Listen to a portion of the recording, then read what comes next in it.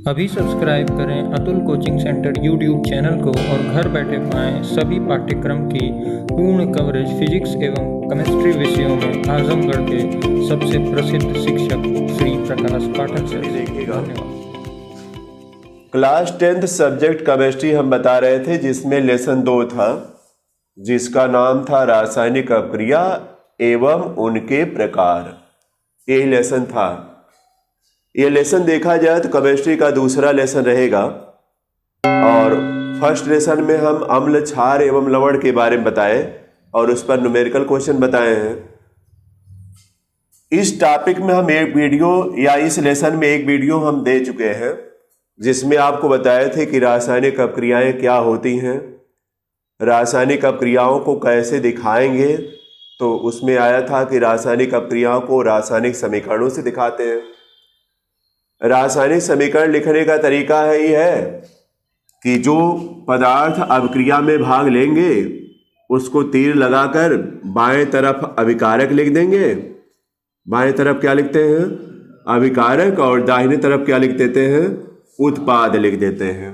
उत्पाद में हमेशा नया पदार्थ बनेगा। ये ध्यान रखना है कि उत्पाद में हमेशा कैसा पदार्थ बनेगा? नया पदार्थ बनेगा। उत्पाद हमेशा। अभिकारक का मतलब जो पदार्थ अभिक्रिया में भाग लेते हैं उसे अभिकारक कहेंगे, और अभिक्रिया के पश्चात जो नए पदार्थ बनेंगे उन्हें कहेंगे क्या? उत्पाद।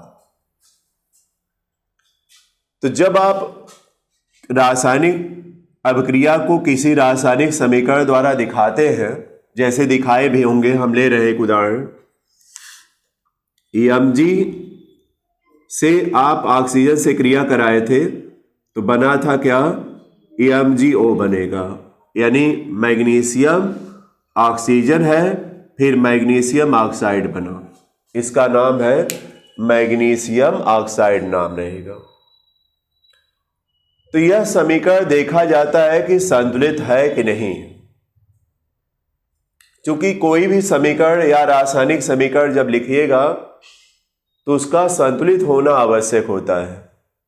अगर रासायनिक समीकरण संतुलित नहीं है तो उस पर कोई भी आप मान निकालने जाएंगे, उसको लेकर के वह मान जो है प्राप्त होगा तो उसमें मिस्टेक आएगी, यानी गलती आएगी। इसलिए इस रासायनिक समीकरण को संतुलित कर लेना आवश्यक रहेगा। रासायनिक समीकरण जब संतुलित रहेगा तो आप एक पढ़े होंगे कक्षा 9 में ऊर्जा संरक्षण का नियम या द्रव्यमान संरक्षण के नियम में पढ़े होंगे कि द्रव्यमान कभी नष्ट नहीं होता है, यानी ना तो इसको बढ़ाया जा सकता है ना तो इसको घटाया जा सकता है। अभिक्रिया के पश्चात भी वही द्रव्यमान शेष रहेगा, ऐसा नहीं कि कुछ अलग हो जाएगा। अगर बताइए कोई पदार्थ 1 किलो आप लिए हैं, दूसरा मान लीजिए 2 किलो लिए हैं, तो दोनों रिएक्शन करेगा तो बताइए दोनों मिलाकर 3 2 5 किलो का आएगा कि नहीं? उत्पाद 5 किलो का आएगा। ऐसा नहीं कि उत्पाद 4 किलो का आ जाएगा या 6 किलो का आ जाएगा। जितने ग्राम अभिक्रिया में भाग लेंगे पदार्थ, उतना ग्राम उत्पाद में भी बनेगा। और यह तभी फॉलो हो पाएगा, या द्रव्यमान संरक्षण नियम तभी फॉलो हो पाएगा जब यह अभिक्रिया संतुलित रहेगी। एक उदाहरण दिखा रहे हैं, आप पहले समझिएगा हमारी बात कि अभिक्रिया को संतुलित करना क्यों आवश्यक है। आप जानते होंगे कि अभिकारक, यह दोनों क्या है? यह दोनों अभिकारक है। क्या है? अभिकारक है। और यह क्या है? उत्पाद है।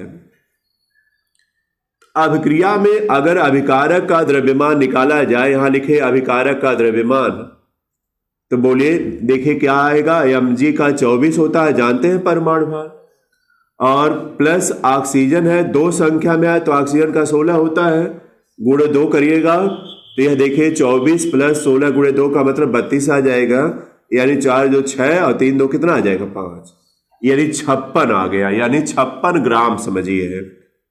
क्या है? 56 ग्राम है, यानी 56 ग्राम अभिकारक है। कौन कौन? मैग्नीशियम और ऑक्सीजन मिलाकर अभिकारक 56 ग्राम है। उत्पाद भी 56 ग्राम आना चाहिए। अब उत्पाद का जो अगर द्रव्यमान निकाले चलेंगे तो बताइए, इसका उत्पाद का द्रव्यमान लिख देते हैं। उत्पाद का द्रव्यमान जब निकालेगा तो Mg का बताइए 24 हुआ, अब प्लस ऑक्सीजन का 16 एन होगा, और देखिए 6 4 10 हो जाएगा, 2 1 3 1 4 हो जाएगा, 40 है आ रहा। तो बताइए यहां पर अभिकारक का द्रव्यमान उत्पाद के द्रव्यमान के बराबर आ रहा है? नहीं आ रहा। तो बताइए मिस्टेक है कि नहीं? क्योंकि हमने बताया कि जितने ग्राम अपक्रिया में भाग लेंगे पदार्थ उतने ग्राम कुल मिलाकर उत्पाद भी बनने चाहिए। ऐसा नहीं कि उत्पाद का द्रव्यमान बदल जाएगा। तो यह देखिए नहीं आया नहीं। वजह क्या है कि आप संतुलित समीकरण नहीं किए हैं।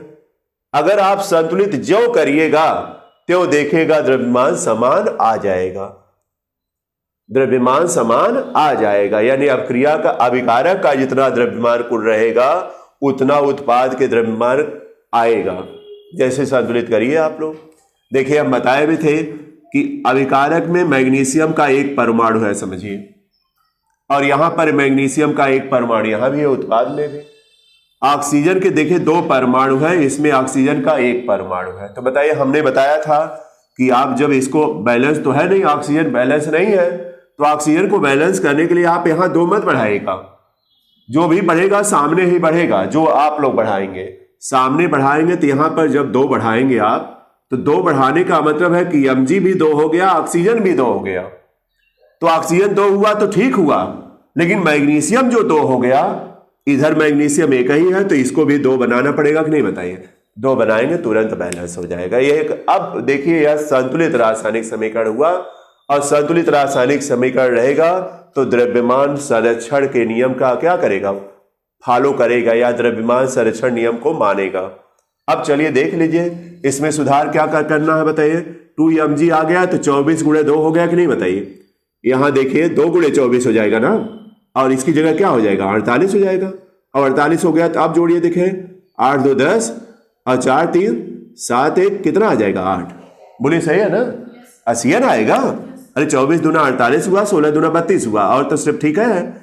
इधर 2 बढ़ गया तो 2 बढ़ने का मतलब देखिए इस तरह 2 बढ़ा है, या ब्रैकेट में लगाकर 2 तो कॉमन है सबका ना, सही है कि नहीं बताइए? 2 से सब में गुणा होगा। अब बताइए 2 से सब में गुणा होगा तो यह जोड़ तो 2 गुणे 40 हो गया। बताइए 80 आया कि नहीं? 80 इधर भी आ गया। बताइए अभिकारक का द्रव्यमान उत्पाद के द्रव्यमान के क्या आया? बराबर है। अब यह देखिए संतुलित रासायनिक समीकरण है तभी आ पाया। अगर वही असंतुलित था पहले तो नहीं आ रहा था, इधर का अलग रहा था, उधर का अलग आ रहा। तो समीकरण का संतुलित करना आवश्यक है। और संतुलित कैसे करेंगे आज हम पूरा तरीका आप लोगों को बताने जा रहे हैं।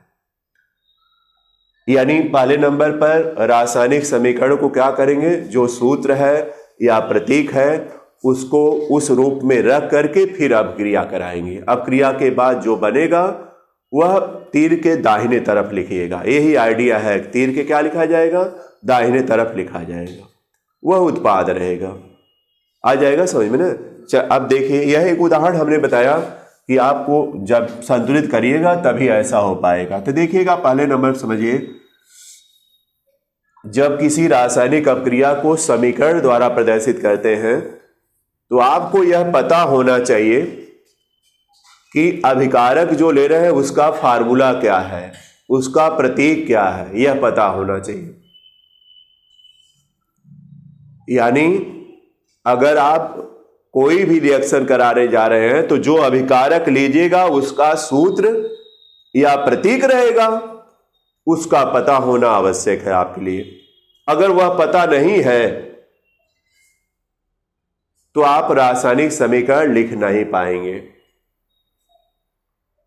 क्योंकि कोई भी अपक्रिया होगी तो उसमें जो है कोई न कोई पदार्थ होगा। हो सकता है एक ही पदार्थ को हीट किया जाए या गर्म किया जाए, हो सकता है 2 पदार्थों को मिलाकर गर्म किया जाए। तो उन पदार्थों के सूत्र की जानकारी या प्रतीक की जानकारी होना चाहिए। जैसे एक उदाहरण बता रहे हैं, ध्यान दीजिएगा। अगर हम कहें कि जिंक ले रहे हैं, जिंक कामा लगाए, सल्फ्यूरिक अम्ल, सल्फ्यूरिक अम्ल से क्रिया करता है, क्रिया करता है। अब जिंक सल्फ्यूरिक अम्ल से क्रिया करता है तो जिंक का प्रतीक आपको पता होना चाहिए, जिसका प्रतीक होता है Zn, और सल्फ्यूरिक अम्ल का सूत्र पता होना चाहिए, जिसका सूत्र होता है क्या, H2SO4। यह जब पता रहेगा तो अब अभिक्रिया हो रही है। देखिए जब दोनों का रिएक्शन कराया जाएगा तो आप समझ रहे होंगे कि Zn पर प्लस 2 चार्ज होता है, और इस हाइड्रोजन पर बताइए अगर इसका आयनन किया जाए तो आप यही पाएंगे 2H प्लस पाएंगे, और SO4 क्या पाएंगे, -2 पाएंगे। तो इसका प्लस इसके माइनस के साथ जाएगा, तो बताइए -2 यहां पर +2 है, तो कैंसिल आउट होगा कि नहीं। अब फार्मूला क्या बन जाएगा, ZnSO4 बन गया। और यह देखिए जो 2H प्लस है वह देखा जाए तो H2 के रूप में बाहर निकल जाएगा, यानी हाइड्रोजन प्रतिस्थापित हो जाएगा। जब जिंक सल्फ्यूरिक अम्ल से क्रिया करेगा तो जिंक सल्फेट बन गया। क्या बना, जिंक सल्फेट बन गया, और हाइड्रोजन जो है H2 के रूप में बाहर निकलेगी, ना कि H प्लस के रूप में। यह तो रिएक्शन करने का हमने तरीका बताया कि आपको, लेकिन आप इतना समझिएगा कि यह क्रिया हुई तो यह बना। अब देखा जाए तो अभिकारक कौन कौन है इसमें। अभिकारक देखा जाए तो जिंक है और क्या है, सल्फ्यूरिक अम्ल। उत्पाद कौन है, जिंक सल्फेट, और क्या है, हाइड्रोजन। नाम इसका देखे जिंक सल्फेट रहेगा। अब देख लीजिए संतुलित है कि नहीं, यह भी देखा जाएगा। संतुलित का मतलब Zn की संख्या 1 है, इधर भी Zn 1 है, यहां पर हाइड्रोजन 2 है, यहां पर भी हाइड्रोजन 2 है, सल्फर 1 है, यहां भी सल्फर 1 है, ऑक्सीजन 4 है, यहां भी 4 है। यह तो संतुलित है ही, ऑलरेडी संतुलित है, इसको संतुलित नहीं करना पड़ेगा। कभी कभी ऐसा समीकरण भी मिलेगा जो कि एकदम संतुलित रहेगा, आपको संतुलित करने की आवश्यकता नहीं पड़ेगी, और कभी कभी संतुलित करना पड़ेगा। तो समझ जाएंगे ना। इसमें देखिए यह रासायनिक समीकरण तभी आप लिख पाएंगे जब आपको इसमें जो प्रतीक है या जो पदार्थ है जिसका सूत्र होता है कुछ ना कुछ, वह सूत्र याद रहेगा, तभी यह रासायनिक समीकरण लिख पाएंगे और उसको संतुलित भी कर पाएंगे। अगर शुरू में ही जानकारी नहीं रहेगी तो ना तो आप लिख पाएंगे, और संतुलित करने की बात तो बाद में आती है। जब लिखने के बाद ना संतुलित करने की बात आती है, पहले लिखना होता है फिर संतुलित करना होता है। और संतुलित रासायनिक समीकरण वह कहलाएगा जिसमें अभिकारक के परमाणुओं या अणुओं की संख्या, कह लीजिए उत्पाद के परमाणुओं या अणुओं की संख्या के क्या रहेगा, बराबर। यानी अभिकारक में जितने तत्वों के परमाणु भाग ले रहे हैं उतने उत्पाद में भी परमाणु मिलने चाहिए।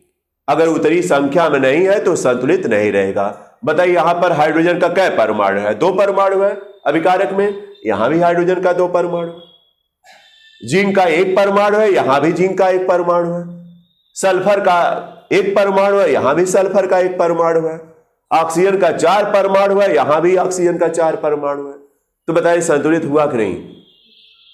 अगर संख्या या बराबर दोनों तरफ नहीं है तो वह संतुलित रासायनिक समीकरण नहीं कहलाएगा। तो समझ गए ना आप। चलिए लिखिएगा, कुछ लिखते हुए चलिए, आप हेडिंग डाल लीजिएगा ही, रासायनिक समीकरण को संतुलित करना। तो पहले नंबर पर देखें, संतुलित करने से पहले यह स्टेप है कि रासायनिक समीकरण के संतुलन से आप क्या समझते हैं। तो लिखिएगा,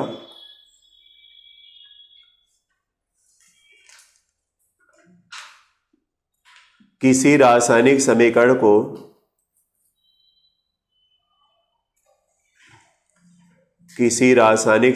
को संतुलित समीकरण, किसी रासायनिक समीकरण को संतुलित समीकरण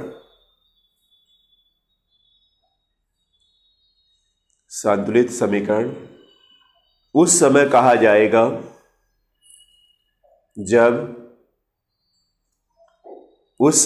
जाएगा जब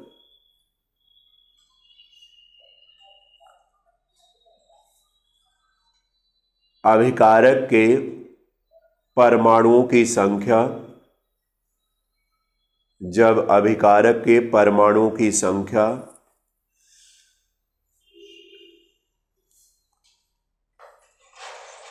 उत्पाद के परमाणुओं की संख्या के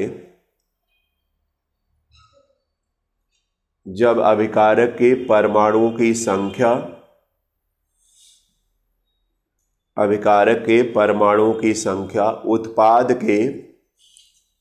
उत्पाद के परमाणुओं की संख्या के बराबर हो।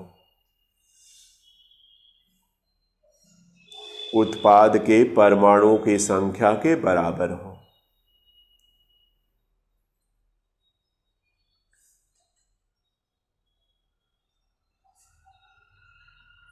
जैसे लिख लीजिएगा रिएक्शन, ये लिखिएगा सीधे, जैसे में Zn प्लस H2SO4, इसको याद भी रख सकते हैं आप, यह ZnSO4 हो जाएगा और यह हाइड्रोजन हो जाएगा H2।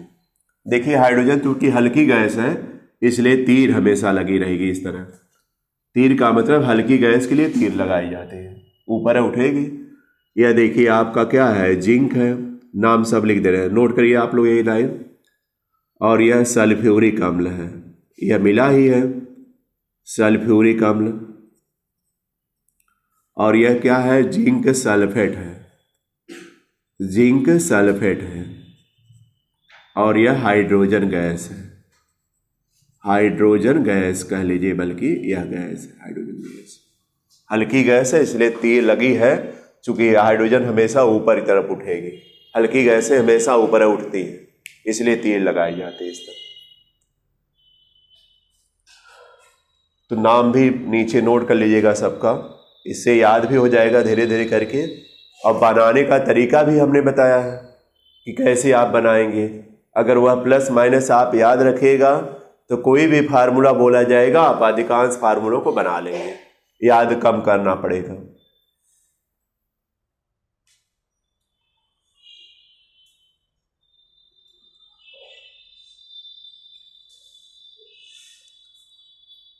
तो बताइए यह संतुलित रासायनिक समीकरण है कि नहीं? लिखिएगा, यह एक, नीचे लिखिए, यह एक संतुलित रासायनिक समीकरण है। इसके नीचे लिखिएगा, यह एक संतुलित रासायनिक समीकरण है,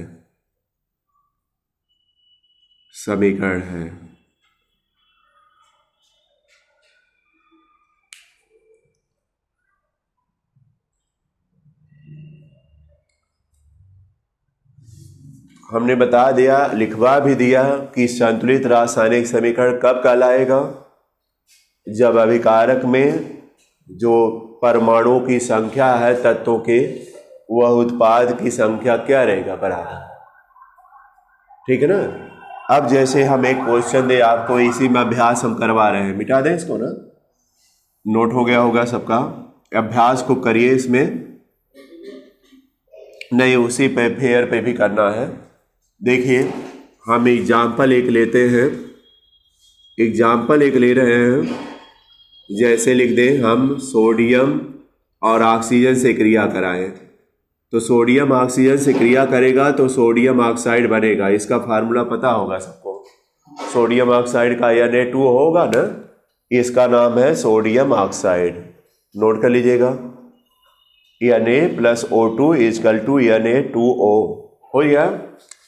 यह बताए संतुलित रासायनिक समीकरण है कि नहीं, सब लोग बताए। Na1 है बाएं तरफ अभिकारक में, इधर Na2 है, तो यहीं पर देखिए असंतुलन है। ऑक्सीजन 2 है, यहां पर कितना है, 1 है, तो संतुलित तो हुआ नहीं। अब संतुलित किया जाएगा तो लिखेंगे क्या, प्लस H2O Na2O हो गया। एक असंतुलित लिखिएगा, असंतुलित रासायनिक समीकरण है, रासायनिक समीकरण है। इसे संतुलित करने पर, अब देखिए मेथड क्या लिखवाएं, संतुलित करने पर। जब मेथड लिखना चाहेंगे तो मेथड से कोई मतलब बहुत नहीं रहेगा, समझ लीजिएगा केवल आप लोग, मेथड नहीं लिखा जाता है, यहाँ समझाना ही है। आगे भी उसी दृष्टि को उसी तरह से काम करना है और यहाँ पर भी उसी तरह काम होना चाहिए। तो देखिए मेथड में हम समझा रहे हैं कि संख्या आप देखिएगा, इसको पहले नोट कर लीजिए आप लोग, बल्कि एक बार नोट कर लीजिए। Na प्लस O2 पुनः इक्वल टू बताइए क्या है, Na2O है।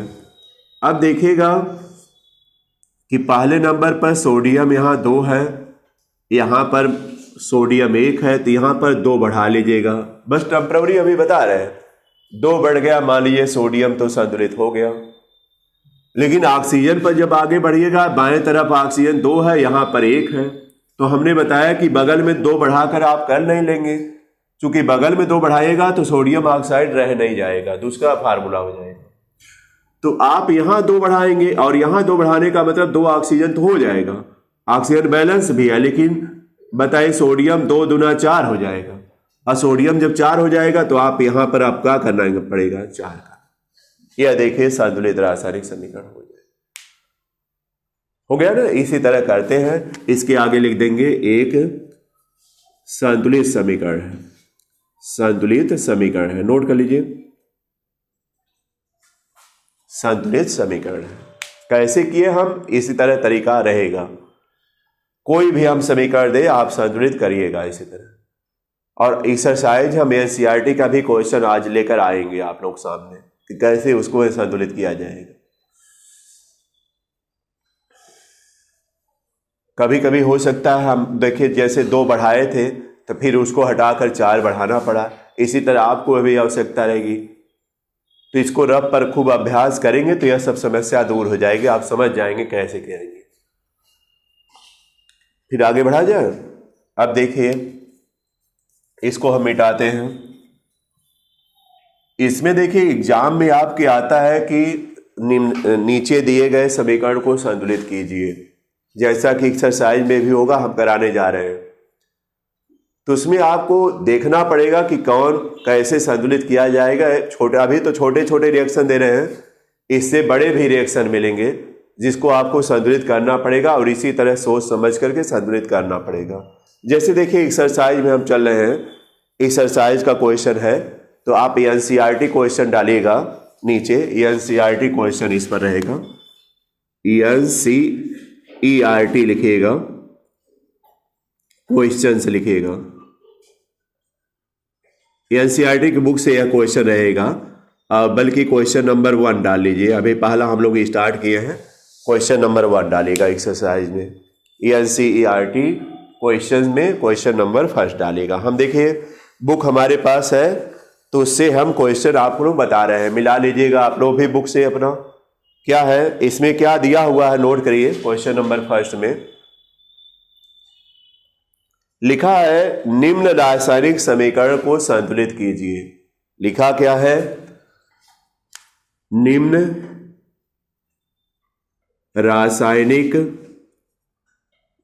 समीकरण को संतुलित कीजिए, संतुलित कीजिए।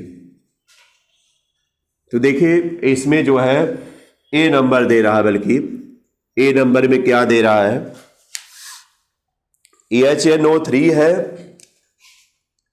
HNO3 है प्लस CaOH का ट्वाइस दे रहा है, CaOH का ट्वाइस दे रहा है, और फिर तीर लगाया है, CaNO3 का ट्वाइस दिया है, CaNO3 का ट्वाइस है, तीर इस तरह लगी है, तीर नहीं बल्कि ट्वाइस लगा है, तीर नहीं है। अब प्लस आप लग जाएगा H2O, H2O नोट कर लीजिए। यह देखिए इसको आपको संतुलित करके देना है। एक एक पॉइंट हम चल रहे हैं कराते हुए, बी नंबर भी है, सी नंबर भी है, तो एक एक पॉइंट आपको हम करा रहे हैं कैसे संतुलित करेंगे, कैसे क्या है संख्या।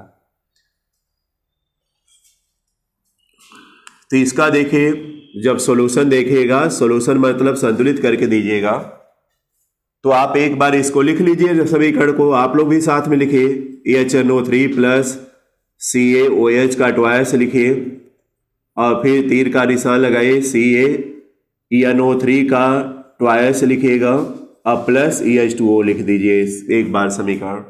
इसके बाद उसके सामने जो बढ़ाना घटाना है हम लोग बढ़ाए घटाएंगे देखते हुए, समझते हुए।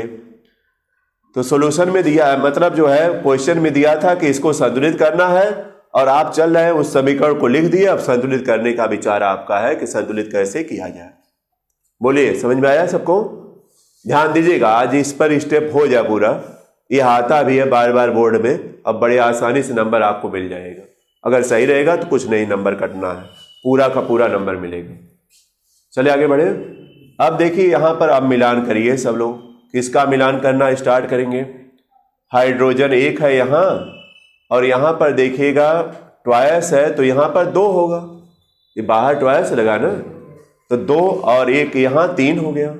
यहाँ पर हाइड्रोजन कितना है बताइए? देखा जाए 2 है हाइड्रोजन, 3 करना है तो यहाँ से 2 मिटाकर 3 तो लिखेंगे नहीं। आप जब भी सामने लिखेंगे 3 और 2 देखा जाए तो विषम है। विषम का मतलब एक विषम है और एक क्या है? सम।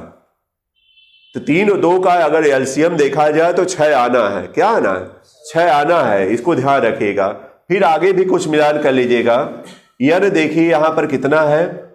यन कितना है देखिए, यन अगर देखा जाए तो यहाँ पर यन ट्वाइस का मतलब 2 है, और यहाँ पर यन कितना है? 1 है। बाएं तरफ यन 1 है, तो यन को 2 बनाने के लिए बगल में तो करेंगे नहीं, बल्कि यहाँ 2 बढ़ा दीजिए। 2 बढ़ाएंगे तो क्या हुआ देखिए, नाइट्रोजन कितना हो गया? 2 हो गया, और यह नाइट्रोजन 2 है ना? नाइट्रोजन 2 है।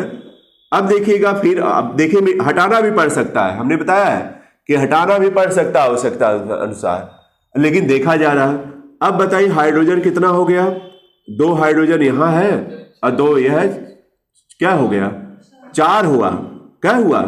2 यहाँ है, 2 यहाँ ट्वाइस वाला है, 4 हुआ। तो यहाँ पर देखिए जल के सामने आप 2 यहाँ बढ़ा दीजिएगा, 2 दूना 4 यहाँ हो जाएगा। तो हाइड्रोजन भी काम चल गया, नाइट्रोजन का भी काम चल गया।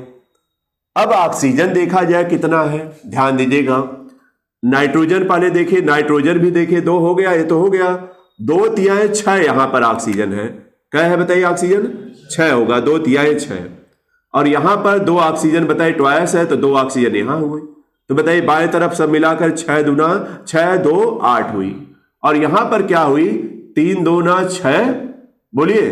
और यहाँ पर 2 हो जाएगी, तो बताइए यहाँ भी तो बताइए 3 दूना 6 का मतलब 6 यहाँ है और 2 यहाँ है, तो बताइए 6 2 8 हो जा रहा है कि नहीं? 6 2 8 हो जा रहा है।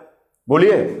ऑक्सीजन भी बैलेंस है, कैल्शियम भी देखिए 1 है, इधर भी कैल्शियम 1 है, बैलेंस हो गया। बोलिए। बस केवल क्या लगाना पड़ा? 2 यहां लगाना पड़ा और 2 यहां लगाना पड़ा, बस बैलेंस हो गया। अगर इसके बाद भी बैलेंस नहीं रहता तो कुछ और भी लगाते। इसी तरह सब लोग ध्यान समझ कर लगाएंगे तो ऐसे क्वेश्चन का सॉल्यूशन आ जाएगा, बड़े आराम से हो जाएगा। बोलिए, नोट करिए सब लोग। अब इसमें मेथड क्या लिखवाया जाए? मेथड समझना ही पड़ेगा। भले बुक में दिया है, लिखा हुआ है, लेकिन आपको ज्यादा से ज्यादा समझा दिया जाए तो अच्छा रहेगा। चलिए नोट करिए। फिर बी नंबर पे चलते हैं। बी नंबर में क्या दिया है, और एक बात इनके परिचय के बारे में थोड़ा हो जाए कि क्या क्या नाम है इनका, यह भी जानकारी होना चाहिए सबको, धीरे धीरे करके। अब तो हो गया होगा सबका, तो आपका काम तो हो गया कि संतुलित हो गया। अगर 1 नंबर का है तो 1 नंबर तुरंत मिल जाएगा। अब यहां पर देखिए HNO3 क्या है? नाइट्रिक अम्ल है। यह अम्ल वाले मिला है। इसमें कौन कौन आयन है? H+1 और NO3 -1। बोलिए, नाइट्रेट हम लिखवाए हैं -1 होता है। CaOH का ट्वाइस में Ca+2 होता है, और OH का मतलब हाइड्रोक्साइड है, तो -1 होता है। तो बताइए इसका 2 इसके पास गया तभी ना OH का ट्वाइस हुआ, और इसका 1 इसके पास गया तो कोई बात है नहीं, 1 तो छिपा रहता है। यह देखिए बुझा हुआ चूना है, या चूने का पानी का सूत्र यही है, कैल्शियम हाइड्रोक्साइड इसका रासायनिक नाम है, जिसको आप कहते हैं क्या नाम देंगे? अब यह जो है बुझा हुआ चूना या चूने का पानी, यही सूत्र होता है, ध्यान रखिएगा। आई बात समझ में ना? फिर आगे चलेगा कैल्शियम नाइट्रेट, यह तो मान लीजिए लवण है, कैल्शियम पर +2 चार्ज है, NO3 पर -1 चार्ज है, तो कैल्शियम नाइट्रेट बन गया, और क्या बन गया? जल बन गया। कैसे बना अगर इसको समझना है तो देखिए, कैल्शियम के साथ नाइट्रेट गया है, प्रतिस्थापन अभिक्रिया हम आगे बताएंगे आप लोगों को, यहां स्थान बदल गया है, और H के साथ OH हुआ है तो H2O होगा। ये अभी समझ जाएंगे, लेकिन अभी तो दिया हुआ समीकरण है, इसको केवल संतुलित कर लेना है। बोलिए आ जाएगा ना। फिर चलिए दूसरा आप लिखते हैं एनसीईआरटी क्वेश्चन में, NaOH है प्लस H2SO4 है, H2SO4 है, तीर का निशान लगेगा, बनेगा क्या, Na2SO4 बनेगा, अब प्लस Na2SO4 बना, अब प्लस H2O बना। यहां भी यही दिया है, Na2SO4 बना है प्लस H2O दिया है। इसको भी संतुलित करना है, इसका सोल्यूशन देना है, कैसे दिया जाए। अब आप लोग एक बार थोड़ा प्रयास करिए कि क्या किया जाए, इस समीकरण को नोट करिए और देखिए क्या लगा दे, फिर मिलाइएगा हमारा। प्रयास करिए सब लोग एकदम, क्योंकि अब ज्यादा से ज्यादा आप लोगों को अभ्यास कर लेना है, और अभ्यास कर लेंगे तो सब संतुलित करने आ जाएगा धीरे धीरे तरीका। हाँ थोड़ा दिक्कत आएगी जरूर, लेकिन बाद में यह सब दिक्कत दूर हो जाएगी।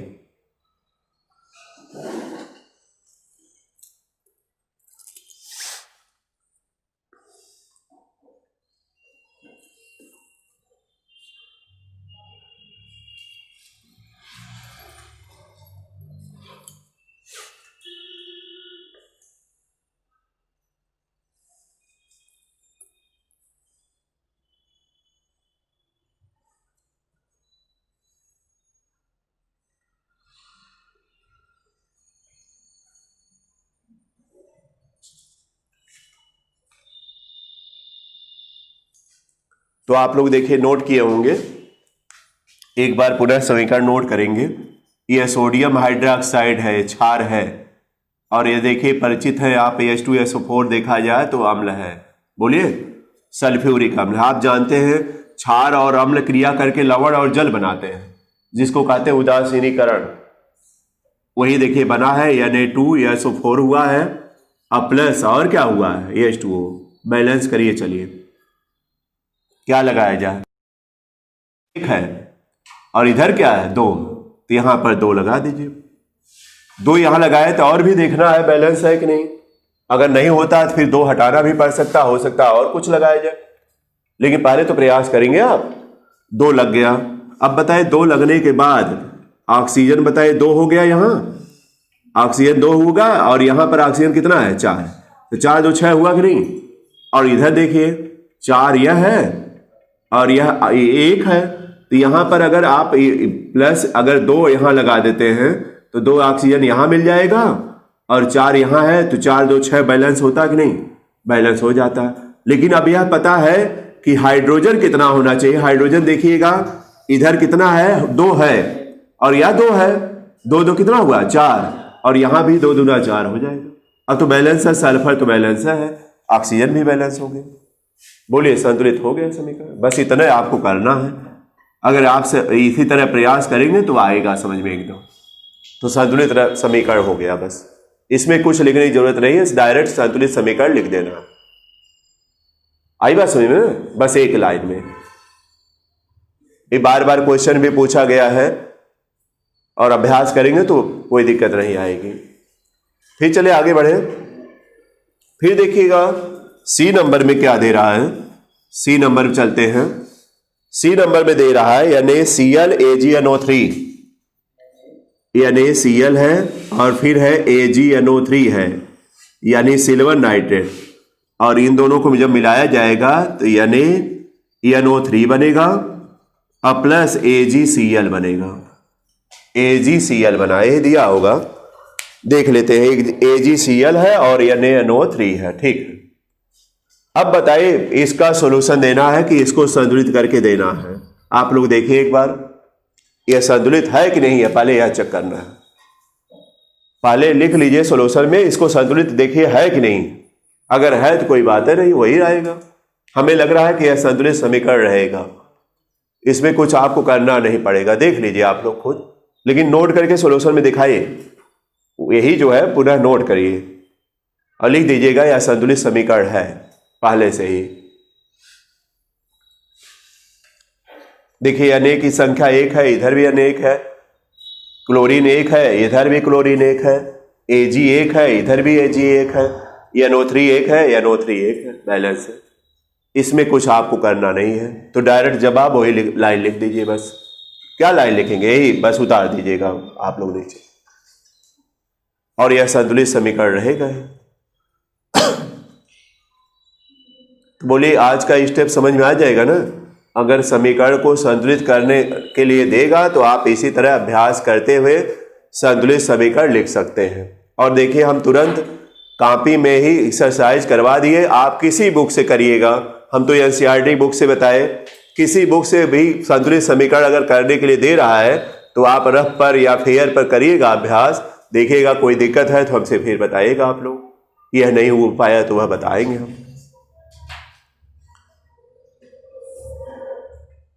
तो इसी तरह जो भी मतलब और भी एक्सरसाइज में दिया रहेगा तो आप जो है उसको कर सकते हैं। तो आज का स्टेप हो गया कि संतुलित समीकरण क्या होता है। तरीका तो हमने नहीं लिख पाया लेकिन आपको बता दिया कि कैसे करेंगे, और यही जानकारी होना चाहिए, तरीका नहीं पूछा जाता बोर्ड में।